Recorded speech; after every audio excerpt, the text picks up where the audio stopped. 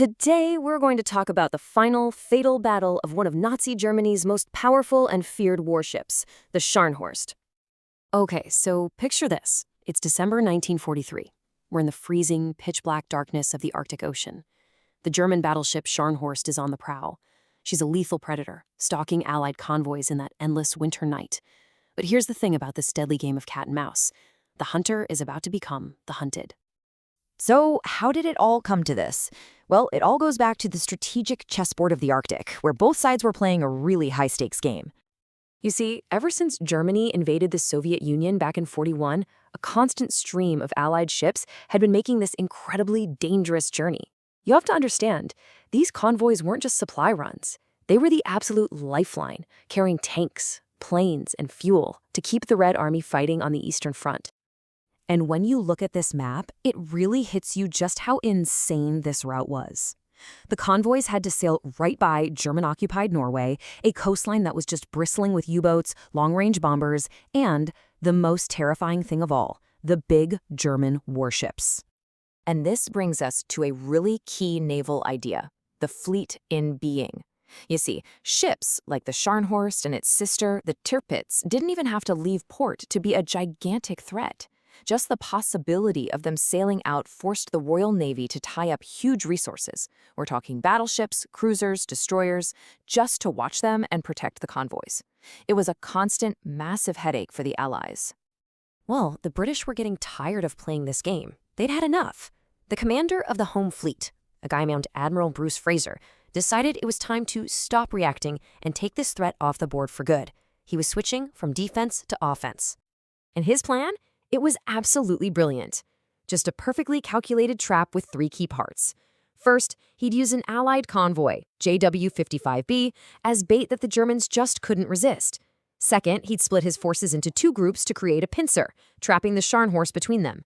And third, and this was the real game changer, he would use the Royal Navy's superior radar to turn the darkness, the Scharnhorst's greatest ally, into a weapon against it.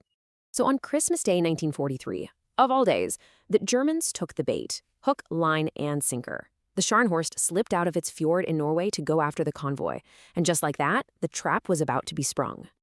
Early the next morning, on December 26th, in the middle of a nasty storm, the British cruisers got their first blip on the radar. It was her. Within minutes, shells were screaming across the water. After a short, violent fight, the Scharnhorst managed to break away, but then the Brits found her again, trying to get at the convoy. By late afternoon, she gave up and turned for home, completely clueless that she was now sailing right into the main British force. Now this is absolutely the key moment. During that first little scrap, a single British shell hit the Scharnhorst and knocked out its forward radar. In a split second, in a raging blizzard in the pitch black, the mighty German battleship was effectively blind. Its gunners were left trying to aim at the flash of enemy guns, an almost impossible thing to do. So now you have a blind, slightly battered Scharnhorst running for home. Its commander, Contra-Admiral B, is feeling pretty confident he's given his pursuers the slip. Oh, he could not have been more wrong. Because steaming straight for him was the big one. Admiral Fraser's flagship, the battleship HMS Duke of York. While the Scharnhorst was stumbling around in the dark, the Duke of York was tracking its every single move on its state-of-the-art radar, just closing in, getting ready for the kill. And then, bam, the entire night just erupts as the Duke of York opens fire, lighting up the Scharnhorst with star shells. The trap snapped shut. The German admiral's shocked and desperate radio signal back to base says it all. I'm surrounded by heavy units. For the next hour, the Scharnhorst just took a relentless, brutal pounding. And then came the fatal blow. A 14-inch shell from the Duke of York, fired from miles away, arched through the sky, punched right through the Scharnhorst's armor, and blew up at a boiler room. Just like that, its speed was crippled. It was a sitting duck. But you know what? The fight still wasn't over. Knowing it was the end, Admiral Bear sent one last message. A message of pure, absolute defiance. We will fight on until the last shell is fired. And he meant every word of it. I mean, the ship is literally being torn apart by shells and torpedoes, but it's still firing back with everything it has. Just look at the damage it dished out to the British destroyer HMS Saumarez, which got a little too close. There's no doubt about it, the Scharnhorst went down swinging. But it did go down. Just before 8 p.m., the Scharnhorst rolled over and sank beneath the waves. The human cost was just staggering. Out of its crew of 1,968 men, only 36 were pulled alive from that lethally cold Arctic water. 1,932 men were lost. In the aftermath, the victorious British commander, Admiral Fraser, paid this really remarkable tribute to his fallen enemy. He told his officers, "I hope that if any of you are ever called upon to lead a ship into action against an opponent many times superior, you will command your ship as gallantly as Scharnhorst was commanded today."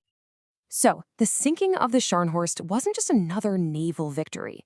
It was a huge lesson, a real turning point in the history of naval warfare. The biggest takeaway from this whole battle was the absolute dominance of radar. The old way of fighting at sea, relying on what your own eyes could see, was over. It was obsolete. Radar allowed the British to see, track, and shoot with incredible accuracy at an enemy they couldn't see through a storm, in total darkness. I mean, just think about that for a second. And the Germans learned this lesson in the most brutal way possible. The head of the German Navy himself, Grand Admiral Donitz, admitted it. He said surface ships are no longer able to fight without effective radar equipment. The age of electronic warfare wasn't coming, it had arrived. And if you didn't have it, you were just a floating target. And these two images, they really tell the whole story, don't they? On one side, the few blindfolded survivors of a once proud warship. On the other, the happy crews who won because they had mastered a whole new way of fighting. This was the end of a threat that had haunted the Arctic for years. You know, the Battle of the North Cape was actually the very last time that battleships would duel it out in European waters. And it leaves us with a really fascinating question to think about. In this new world, dominated by radar and the growing power of the aircraft carrier, was this spectacular, brutal fight also the last glorious act of the battleship era itself?